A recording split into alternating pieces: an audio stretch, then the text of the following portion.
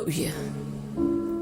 Tug'ilishga ruxsat bor, lek qolishga ruxsat yo'q. Ota uyi. Mehr muhabbat bilan ulg'ayib turasan u, uzatilib ketganda o'ylanib keladigan maskan. Ota uyi. Bor mehrini, bor injiqligingni, bor istaging muhayyo bo'ladigan joy. Ota uyi. Kelin bo'lib ketasan, mas'uliyat bilan yurasan. Ota uyi, qizim, qaytib kelmagin, uyat bo'lib qolasan. Ota uyi, bor nasihat beradi, gardangingga mas'uliyatni iladi.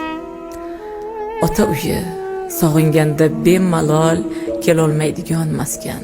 Ota uyi, hatto 10, 15, 20 yil sig'asan. Lek uzatilgandan so'ng 1 soatga kelasan.